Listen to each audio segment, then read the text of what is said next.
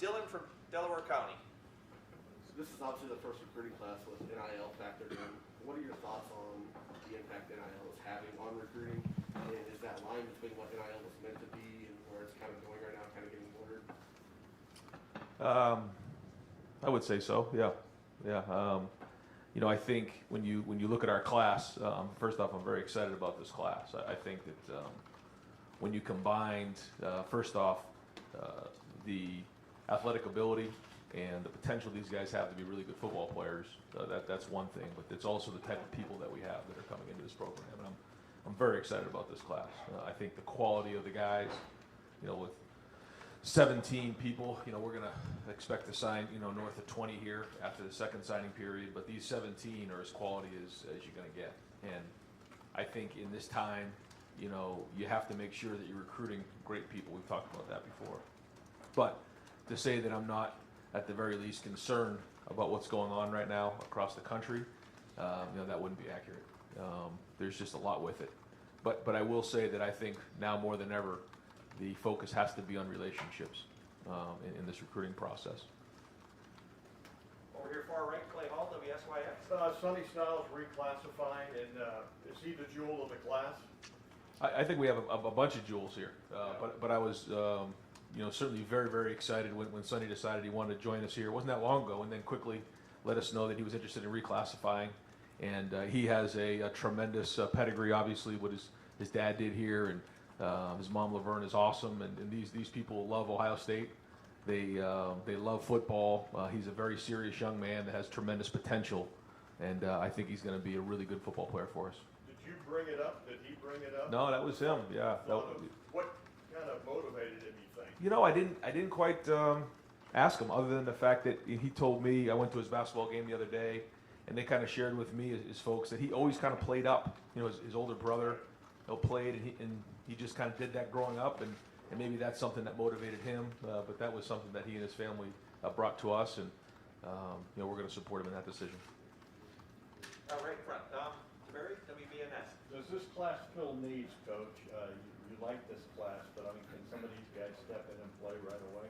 I think that's the thing that in this recruiting world that we're living in right now is that you have to recruit guys that you think can come in and play right away, and that you're going to develop, because we are going to really think long and hard and be deliberate about bringing guys in the transfer portal.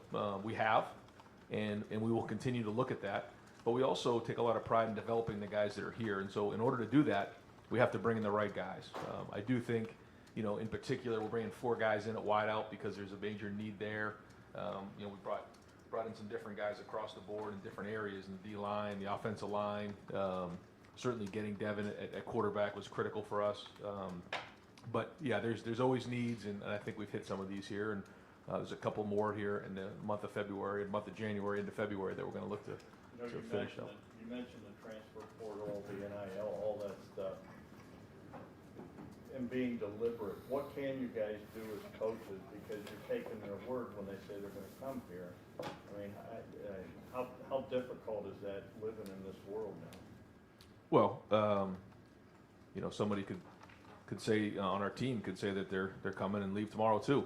So it's just like you said, this is just a start, and it's just a starting point, because we've already had somebody that was supposed to be in this class come and leave. So it's something that we have to be able to adapt to and adjust to, and try to do the best we can along the way to communicate and build those relationships. But it's certainly very, very new, and it's moving very fast. Fourth row right, Zach Carpenter in left words. Yeah, Ryan, I know you've talked about the guys that you love that you brought in, so I know you're very happy with who you got, but was there one position group or 2 position groups where you felt like there needed to be more there, or not that you missed, but that maybe there's more to be had, I guess? No, I don't think so. No, I think when you look at where we're at right now, we'll probably end up signing 20 plus guys here, I think, when it's all said and done, and there's some more that we may even get in the boat here in the next couple of days. Some other guys that we have communication with that we feel good about going into February. So still a lot to be done here in the next month. And then Jim Knowles, he does things different schematically and with his system. How do those changes of bringing him in, how does that change or affect the way you evaluate defensive talent at the high school level? Not really much at all in terms of the structure. Jim will have his own flavor to things and what he sees in talent and those type of things. But schematically, we're looking for the same type of players. Jim certainly didn't have an opportunity to recruit through a whole calendar year with this class right here. But in terms of the 4 down and 2 linebackers and having that kind of outside guy who can play nickel or bringing in a bigger guy against bigger personnel, and then 4 DBs in the game, so kind of a 4-2-5 like we've been working towards. But bringing him in, was that keeping that structure? Was that a point of emphasis of why you want to bring him in? Yeah, exactly. Yep. Right next door, Pat Murphy, 24/7. Brian, speaking of Coach Knowles, what can you tell us about that process and bringing him in, and then kind of the situation with your current staff heading into the Rose Bowl? Obviously, someone will have to change roles at least. What's the conversations with the current staff as well? Yeah, when after we get done with the bowl game, I'll be interested to sit down with you guys and introduce Coach Knowles and do a press conference with him and kind of introduce him the right way. Now's not really the time to get into all that because we want to do a great job in the bowl game, and so he and I have talked about that we're going to visit over the next couple weeks, and then obviously right after the Rose Bowl, and kind of figure out what this is going to look like on the defensive side. But right now, we just, for our guys, the focus needs to be on having a great month of practice here. We only got 2.5 weeks before we play in this game and playing really well against Utah. You mentioned bringing in Devin, obviously with the quarterback shuffles that have gone on that we've talked to you about. What do you like about him, and what can he bring to this program when he arrives? First off, you guys can watch the film. His athletic ability, ability to run, ability to throw is tremendous. He did a really good job this past year wherever he's been. The people who worked with him at the Elite 11 have nothing but raving reviews about him. And then when you just talk to him, you just realize what an outgoing personality he is. Just has a magnetic way about him. The guys in the class have already grabbed onto him. I was really excited during this process, and he wanted to come to a place where he could compete at a high level and wasn't really concerned about who else was in the room, just wanted to go and get after it. So I think when you combine all of those things, we're very, very excited Devin's a part of this thing and part of our future. Right next door, Colin Gate, Rivals. Hey Ryan, I'm curious about when that transition was made, hiring Jim onto your staff. I'm curious, did that mark any changes in terms of, how did you introduce that idea to recruits and to that idea of transition to the guys that you were trying to secure for the 2022 class? Yeah, we just talked about, and Jim spoke with a bunch of them, and just anybody who had any questions, he was there for them. But that the structure of what we're going to do isn't going to make a huge difference. But also a lot of those guys, we encourage them to watch the film at Oklahoma State and see how they're doing things and ask questions. But we're going to do the best we can to keep the coaching staff that's in place there now the same. But we're going to have discussions and figure out what's the best moving forward. And that's just kind of how we did it through the process. And I think at the end of the day, the recruits understood that they want to come to Ohio State and be part of this culture. And so I think that the conversations were good, and the guys who spoke with Jim were really excited. And I wanted to ask about C.J. Hicks. He kind of took the initiative of being that leader to try and bring guys with him to 22. How important was that? How important was that kind of leadership even before he took a snap with you guys? Yeah, I think when you've had some really good classes of quality people like we have right here of 17 guys, and again, the quality of the guy is as good as there is in the country right here.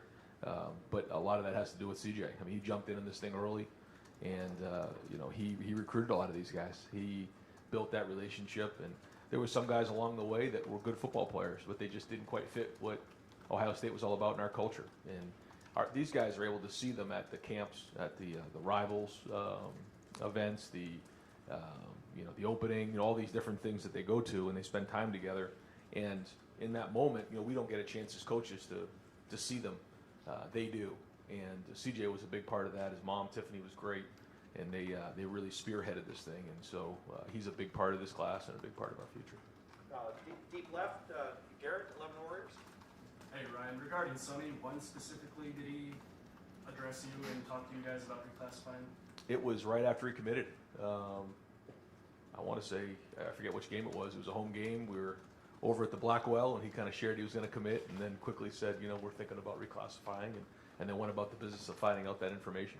And because he's so versatile, he's lined up all over the field. Where do you kind of envision him sliding in defensively? Everywhere. Yeah, we're gonna use him everywhere we can. He can do a lot of things. He can cover. He can blitz. He can play zone. He can play man. He's like a Swiss Army knife out there. So I know, our guys on defense are going to be excited to have him in different roles as he builds. Go to far left, Jared Smalley, WCMH. And a question specifically about NIL. Obviously, at a place like Ohio State, there's great value in that because there's great opportunities out there, the culture around the program. It can work both ways. I'm wondering how you have gone about trying to incorporate NIL in your specific messaging to recruits and how complicated that can be. It's very complicated, and for I think just the sport itself, I think the concerning part is that, the coaches can't set that up. The coaches, in Ohio State is not allowed to set those type of deals up. That has to come from outside the university. But now, you are counting on and people are influencing these kids who are outside of the university. And I think, again, that's concerning. Sometimes you can look at it and, you can say to yourself, well, what really are the rules here? Other than the fact that the coaches and the school can't set up the deals. That being said, Ohio State and our guys have benefited tremendously from NIL. There's been a lot of opportunities for our guys, and they've really capitalized on that. However, the understanding of something coming in on the front end is something that we cannot be a part of. And so, the integrity of this school and how we do things is going to be important for us, and it always has been. Second row left, Bill Landis, The Athletic. Ryan, in the 2019 and 20 classes, I think something like 80% of the guys you signed were in the top 100 were offensive players. In the last 2 years, it's been more or less even, about 50-50 offense, defense. Was that an imbalance there that you guys as a staff felt like you had to address, where maybe your classes were pretty top-heavy with quarterbacks and receivers, and now, especially this class, you're a little more top-heavy with defensive players and linebackers and defensive linemen? I don't know if we verbalized it like that, but I knew that, we've got to recruit the best players in the country at all positions, and so that's a challenge to each of the position coaches to go out there and do a great job of recruiting their position. And so at the end of the day, I challenge those guys as much as I can. Take care of your position, and because nowadays most of the guys, they do position specific recruiting, and certainly during COVID, it was really all position specific recruiting. Now that we're getting back on the road, guys are starting to get some recruiting areas, but at the end of the day, these guys are responsible for their position, and I'm very much involved with that. I take a lot of pride in building relationships with all these guys and making sure I have my hands on all the recruiting with the families, and it's a big part of what I do. But at the end of the day, each position coach is responsible to take care of their position. I guess along those lines, I think earlier this year you said something to the effect of you want to have a spot or two, maybe most years, for a developmental offensive tackle, I guess, for lack of a better word. But the last few classes, maybe with the exception of guys like Nick or Paris, do you feel like you have too many of those developmental guys coming in and not enough of the higher level caliber guys like a Nick or a Paris at that position? I think, we'll kind of see. We'll see as we get into the next year or so. We'll see how these guys have done. If they're able to get on the field here in the next year or so, then we've done a good job. If they haven't, then we swung and missed. But I think the proof will be in the pudding here over the next probably calendar year. Right next door, Stephen Means, Cleveland.com. Given whatever uncertainty is, especially on the defensive side of the ball with the coaching staff and the conversations you had to have with recruits and how that's going throughout the year and even the last 2 weeks here, do you feel like whatever uncertainty is out there has maybe impacted maybe some of the decisions guys made, whether today or earlier in the year, just kind of impact, especially in the defensive backs, from a defensive back standpoint? I don't think so. I think when you look at the guys that we've signed here on defense, it's a good class, and I think, like you said, with some of the little bit of that uncertainty mixed in here in these first 2 weeks of December, to see, for this class that we have signed here today, I think it's really impressive. The guys asked this flat out, are certain coaches still want to be here? they obviously want to know who's going to be here year in and year out, and the guys that recruit them, they have relationships. Yeah. And then just switching gears a little bit, with Devin Brown, just with how when your situation kind of played out here, when was it clear that you guys wanted and needed to add a 2022 quarterback, and you just kind of give us the timeline of how you guys identified Devin? Well, like we talked about, we want to bring in a quarterback every year for a lot of reasons, but when Quinn decided to reclassify, we went about the business of trying to find a quarterback in that class, but we weren't going to force it.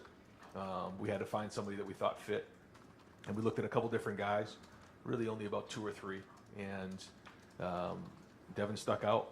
He just did. I mean, I was sold kind of when I watched this film, and then got him on the phone, and then he showed me a video of him windmill dunking, and that kind of put me over the top. I said, "Look at this guy.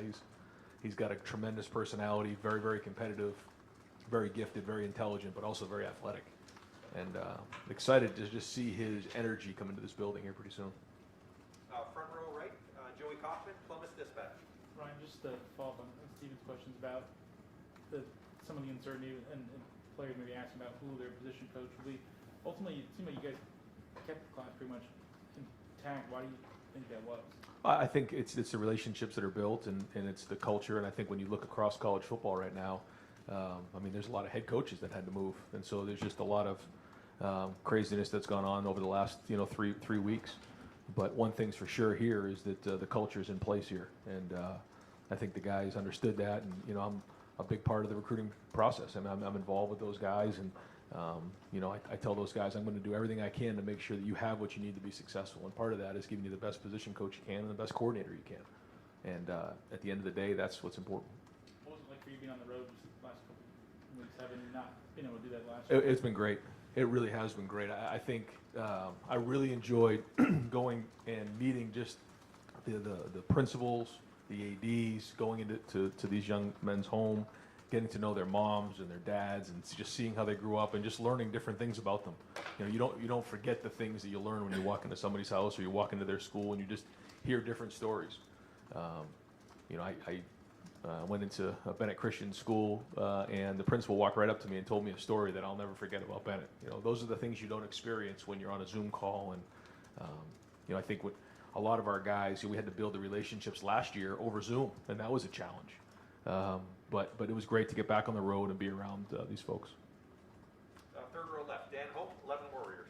Ryan, just to follow up on defensive backs, you had a couple cornerbacks over the course of this cycle who were committed here, and now they've ultimately signed elsewhere. Is that a concern, losing those guys? And does it make you have to look, whether elsewhere in the high school classroom, the transfer portal, or someone to replace them?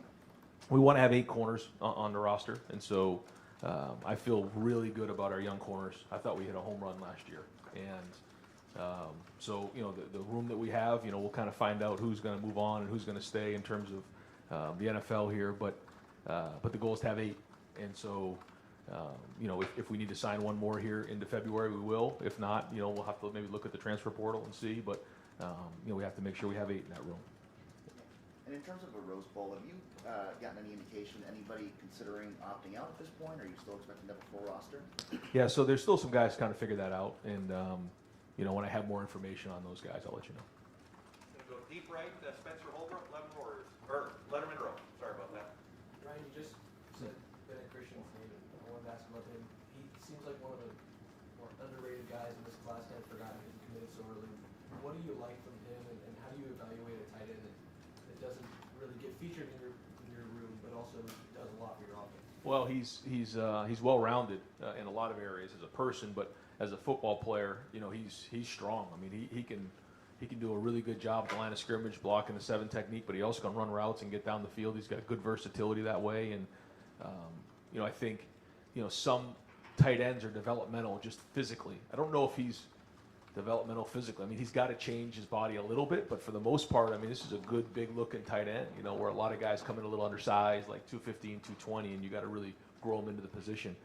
He's already kind of there. He's going to have to, put on some more weight as it goes, but now it's just going to be about learning our offense and learning the techniques with Coach Wilson, and then we'll get him into this thing. But it'll be quick. I think he's going to assimilate quick. He's very intelligent, and he's been a very solid part of our class, like you said, for a while.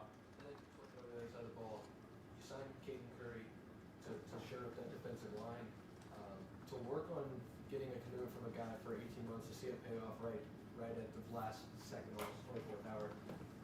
What is that like for your coaching staff to know that all of those months of work on one of your very top prospects really just paid off? Yeah, it was great. And I hope I'm not, putting Caden out there, but he said, Coach, I kind of knew I was going there all along. I said, well, you could have saved us a lot of sleepless nights by just telling us a little bit sooner than just the other day. But he's a very, very talented young man. He's very, very productive on the field. Comes from a really good program, back-to-back state championships. Comes from a really good family, tough player, and somebody that we had targeted, like you said early on, and a lot of hard work to get him in the boat. But he's going to have a tremendous career here. I think he's very, very excited about the opportunity to come in here and be a Buckeye. But I thought it was everybody involved. Like you said, it wasn't just Larry. Larry had a huge part in it, but it was everybody. And very proud to say that he's part of this class. Third row, middle, Nathan Baird, Cleveland.com. Just kind of wanted to clarify what you were saying before about the NIL situation. Do you think that there are untoward influences happening there? It's not just which programs have maybe set up the best approach to that so far that are capitalizing on that, or do you feel like there's something that is going astray the rules that's happening in this across the country? Well, no, I don't think there's anything against the rules. I mean, the rules of the guys can make money NLI outside of the university, and but the deals that are being made really have nothing to do with the university itself. And the coaches and the administrators are not allowed to set those deals up. So, it's kind of out of our hands, which is concerning. And I guess just to follow up on that, the recruiting structure that you have here with Mark Antoni, I mean, it's been tried and true here for a long time. This is obviously a new variable that's been introduced late in this process, so it's kind of a fluid situation. Do you feel like Ohio State has adapted to that well enough, and is Ohio State being aggressive enough in how it's approaching that? There's only so much Ohio State can do, right? I mean, we're not allowed to set up the deals. So, I think we're doing everything we can to make sure that we provide the structure, the resources that these guys need in order to have what they need to help with the deals. But we're not allowed to set them up. So there's only so much we can do. And so I think that's maybe what my point was earlier. That's out of our hands. And certainly we're not going to get into that because that's not legal. And that's where I think it gets a little messy at times. Certainly there's a gray area between setting up a deal directly and then, I guess, communication that goes on with your larger booster structure or whatever. Like, what do you feel Ohio State can do in that arena to help facilitate this stuff? Right, again, set the groundwork. And I think that's where, as we head into the future, that's where I think a lot of this is being sorted through, for sure. But certainly the rules are that we're not allowed to be a part of that. Second row right, Austin Ward, Letterman row. I think a lot of coaches were excited about the early signing date and early signing period when it was instituted, but now maybe we're seeing some unintended consequences with coaching moves and everything else that's gone on the last couple weeks, transfer portal, all that stuff. Do you see it as a problem now where it is? First of all, before I ask what solution you may have to that, or what you want to see. I think we should keep it the way it is now because I feel like there's been so many changes right now in college football that we don't need any more. And the minute we start changing it again, there'll be unintended consequences again, and there'll be just new things. So I vote for let's not change the signing date right now. Let's try to figure out some other ways to make things better. So between where it is right now, you were dealing with players going in the transfer portal, NFL decisions, you were hiring a defensive coordinator. I mean, when are you supposed to balance in this recruiting stuff and being on the road? I mean, how do you sleep? Right. Seems difficult to me. Well, it's part of the job. It's part of the job, and no one said it's easy, but that's what it is. And I think one of the biggest challenges right now is the unknown. I think for a long time, you knew what the rules were, you knew what to expect. Right now, you feel like things are changing on a daily basis, and you have to stay out in front of it the best you can. And I think that's probably the most unnerving thing right now for all of us. Right behind him, Jeremy Birmingham, Letterman row. Brian, the numbers on the defensive line seem to change over and over in the last 16 months, whether it was who you guys thought were going to go to the NFL, super senior problems, all that kind of stuff. now there's 2 guys signed in that position group right now. How important is it for you to round that out as you head into February to get in, 2 or 3 more in that group? Yep, it's important. Got to get it done. I mean, it will get done one way or another. We're going to find somebody to fit in those roles because we got to have 8 defensive tackles and 8 defensive ends. That's the goal. So, we got to do it, and we feel really good about a couple of them.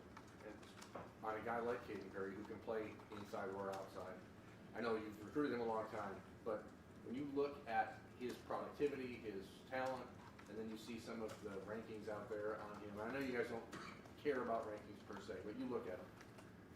Are you kind of surprised at the lack of national accolades for a kid like that? Because what makes him that guy for you? And why has he been that guy for you guys for so long? Well, first off, Caden's never been a guy that's gone onto a lot of these camps and tried to go and gather offers and try to grab stars. That's never been his deal. And his deal is just go win a state championship and be the best player he can possibly be. He played a lot of baseball and is a really good baseball player, so he missed out on a lot of those things, which I don't think you'd have it any other way. But I also think, he's very, very talented. I spoke with somebody not far back who actually went to his game. He's in NFL personnel, and he texted me right away, who is this Caden Curry? And he said, this guy's going to be an NFL player here in about 3 years. And he goes, it doesn't take long to figure that one out, I mean, when you watch him play, you just see him jump off the screen. And in a day and age where it's a lot about the stars and about going to these camps and getting certain ratings, I don't think Caden was concerned about that. I think all he cared about was his teammates playing really at a high level, winning a state championship, and now coming to Ohio State and being the best football player he could be. To that end, how important was it for him to make the decision to be here in 3 weeks as opposed to 6 months from now? Yeah, it was hard. I know he wanted to play baseball, and that was a tough decision for him. But it was big for him. It's going to be big for him to get here. He's a Midwest guy, and I just think getting to work and getting to work with Larry and getting in the room with the weight room with Mick, those are all going to be opportunities for him to get on the field quickly next September. Do you have an idea of exactly how many guys you're looking at for the January enrollment? It moves a little bit. I want to say we're targeting about 12 or 13. I think maybe 1 or 2 of those would possibly be in the transfer portal. We're still considering a couple guys in that area. So I think we're right in that 12 to 13 range. We'll go far left, 3rd row, Steve Helwagen, 24/7 Sports. Yeah, Coach. Just curious with Coach Knowles, will he be physically in the building, watching practice and watching the guys work behind the scenes? Can he add anything behind the scenes on how you guys can beat Utah? No, we're going to kind of start fresh on the 2nd. He is going to come for a couple days and just kind of get lay of the land, meet with a few folks. I don't think it's the right thing to do to have him out of practice. I just think that our staff is intact right now, and we're going to do a great job playing in the Rose Bowl. And but yeah, get him here for a couple days, just kind of get the lay of the land, and then we'll start fresh in the 2nd. I want to ask about a couple guys. This seemed like a year unlike any other, where a guy would play 1 week, miss 3 weeks, play 2 weeks, miss 3 weeks. It was just kind of the weirdest. I don't know from your standpoint how it was, but Master T, 20 carries against Michigan State, doesn't even play or doesn't even go to Michigan.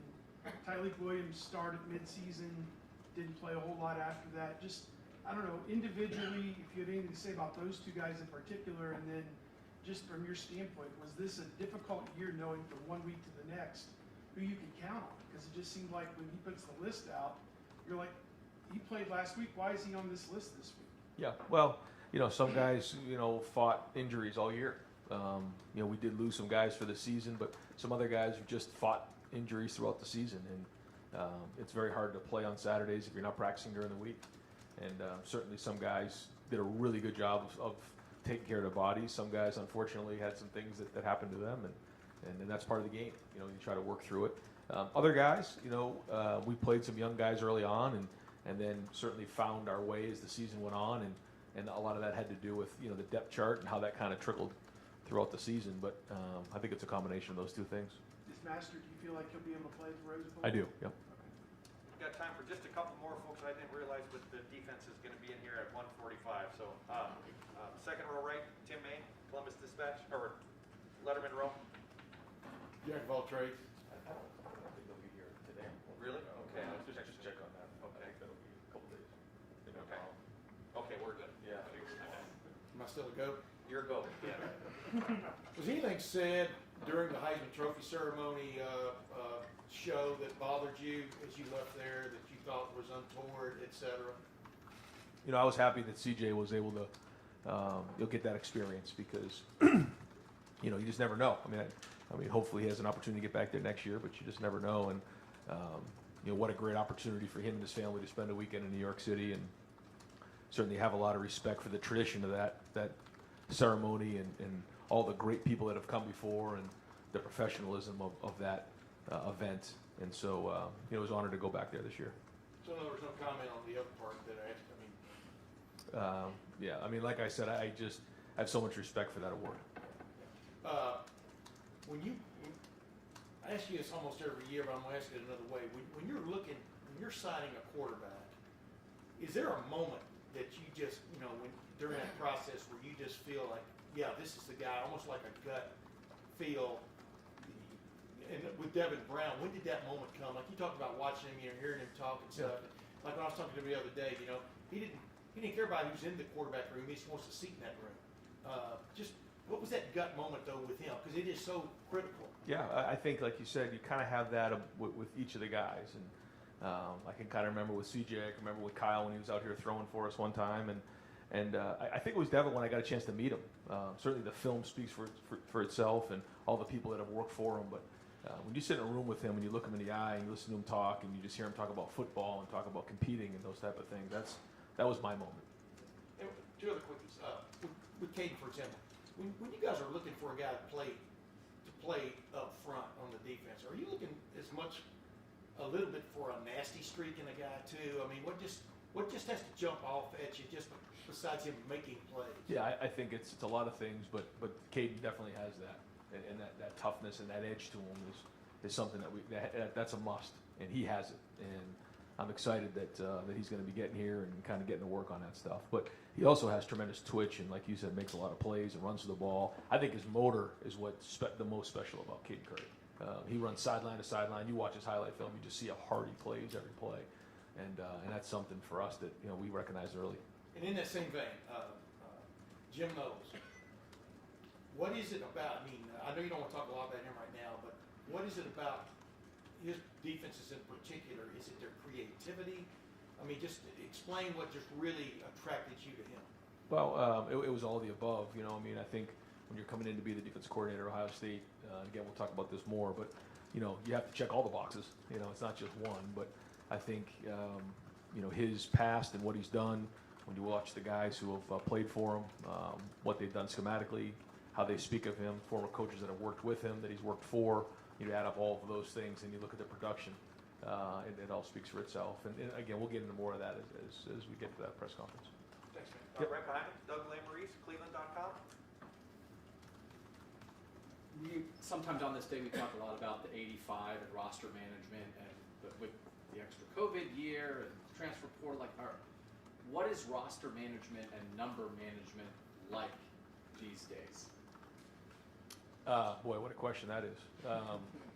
I mean, to say it's a moving target would be like, yeah, no kidding. It's unlike anything that's happened before, I think, in college sports, where someone could come into your program and just walk in the next day and say, Coach, I'm going somewhere else. So how do you forecast that? You don't. You just try to come up with contingency plans in place and continue to recruit and do the best you can to have those plans in place for if something were to happen. Just think about high school sports, and if somebody were to transfer, they have to sit out for a year or so. You think about the NFL, someone signs a contract, they're not allowed to just change teams whenever they want to, but they can in college football right now. And that obviously has a lot of ramifications, and so as we move into the future, we have to do a great job of coming up with those plans for when this happens, what are we going to do? And that's part of the process of getting to that 85.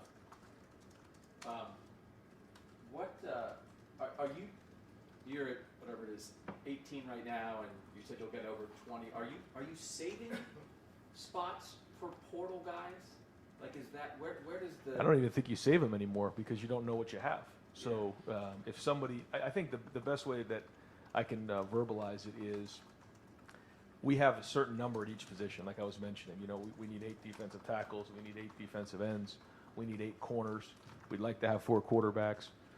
And so at each of those positions, by the time we get to preseason camp, those numbers have to be right. We have to be whole. So what we do is we try to identify, who those people are. And I think for us here at Ohio State, it's critically important to know that we're going to look to bring in guys in high school and develop them at a high level, show them loyalty when they put work into the program, and then develop them to get on the field. I think it's dangerous to live in the portal world.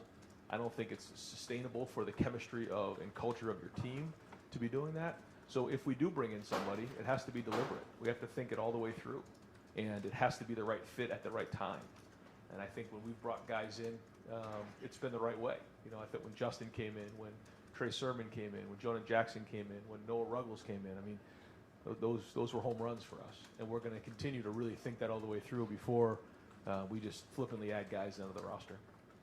Keeping track of the numbers that you're saying, would you be in a headspace to give us your ideal number count at every position when you're built? So 8 defensive ends, 8 defensive tackles, 8 corners.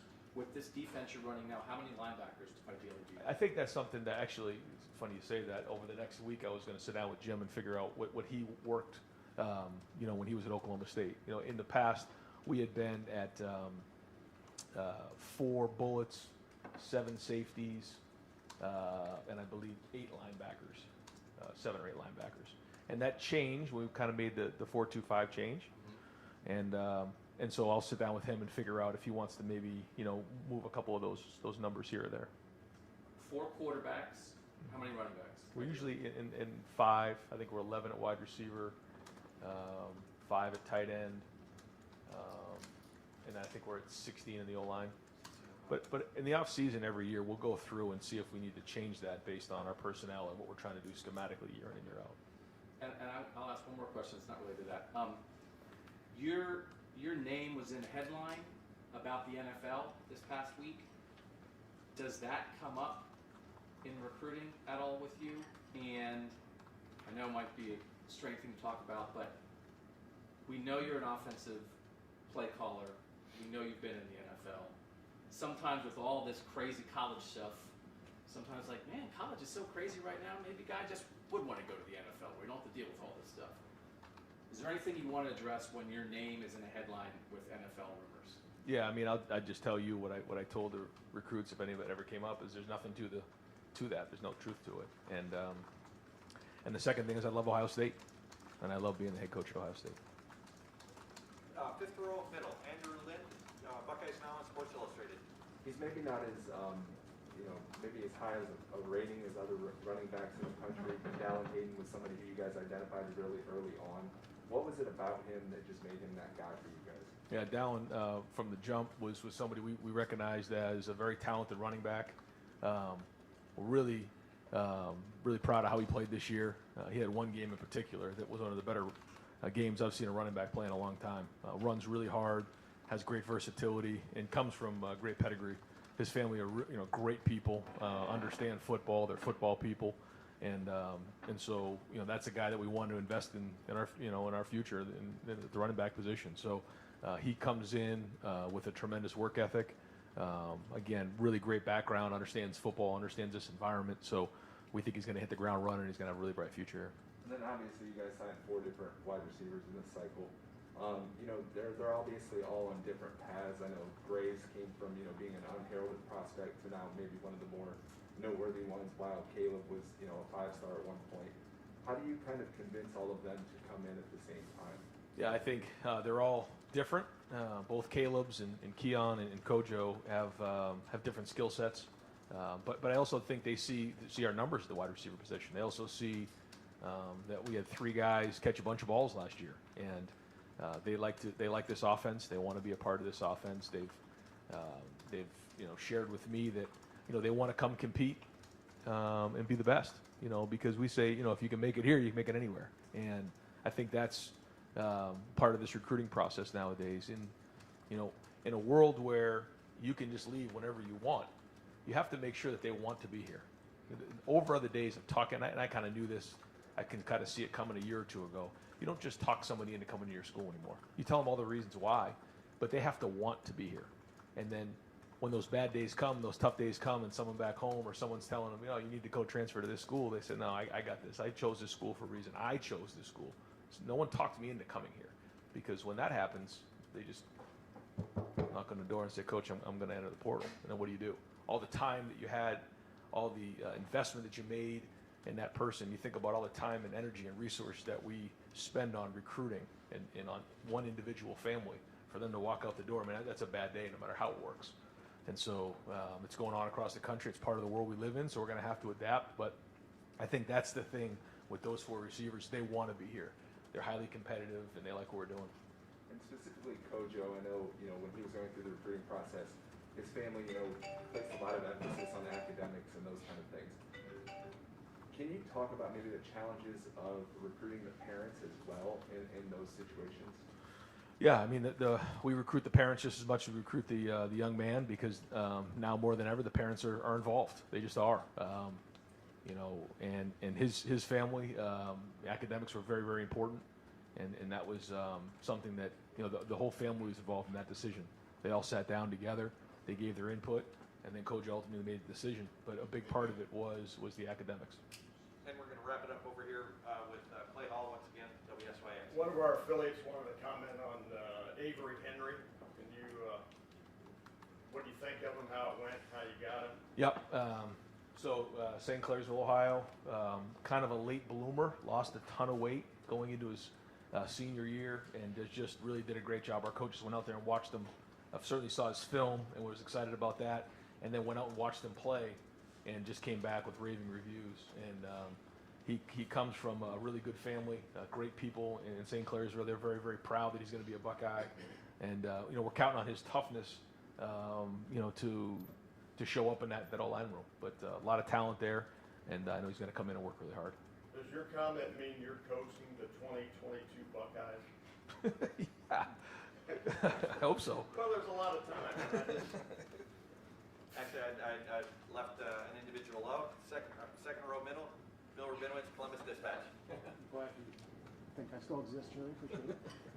Actually, I've got I don't know where to start, a bunch of them, but let me start with this. The Rose Bowl preparation. Obviously, you want to win this game, but it's not a playoff game. You probably are looking to the future with some of this stuff. How are you going to balance that, the desire to win, and development, especially in the pregame, in the practice? Yeah, I think it's a great question. It isn't the CFP, but it is the Rose Bowl, and the Rose Bowl matters, and that's been the message. Our guys get that. We've had some really good practices. I think we're into practice 4 or 5 now. We're going to practice throughout the weekend, and then we're going to give them, after the practice on the 22nd, we're going to let them go home for Christmas, and then we'll meet out in LA on the 26th and have a really good week of practice out there, which is how we've done the bowl games in the past. They've, coming off of that last game, there was, a lot of pain and a lot of urgency to get back on the field and practice. And the practices have been physical. They've been tough. The guys, there's paint chips flying off the helmets, and that's a good thing. And I think that's how we want to go play in this game. We want to win this Rose Bowl. It's a highly motivated team, a very good team, and our guys understand that. They got a lot of pride in themselves, and they got a lot of pride in Ohio State. So, our goal, like you said, is to develop the young players, but we want to win this game. And it's probably got to be awkward for your assistant coaches who may or may not know if they're going to come back. I know you're not going to share with us, have you told each of them whether they're coming back or not, or what roles they're going to have? Yeah, we talk every day, and we have conversations about all those types of things. Yeah. And how's that been? And specifically, every year I think we hear rumors of Larry Johnson possibly retiring. Can you address that? Yeah, I mean, every year, like you said, there's always going to be stuff. If we do well, then the opportunities are going to be all over the place for our guys. If we don't do well, then there's going to be situations where guys are concerned with losing their jobs. That's just kind of the way of the world. Not that I agree with it, but that's just the way it is. And so this year is unlike any other year. There'll be things that come up, and we'll just try to adapt with them as we go. But right now, I know our whole staff is just focused on this Rose Bowl. And you lost the cornerback from Texas. Terrence Watts. No. Terrence Watts. Today, how much of a surprise was that he flipped? Very disappointing, for sure. In the conversations we had leading up to it, there wasn't any conversation that this would happen like this. So it caught us off guard for sure. Great. Coach, thank you very much. Thanks.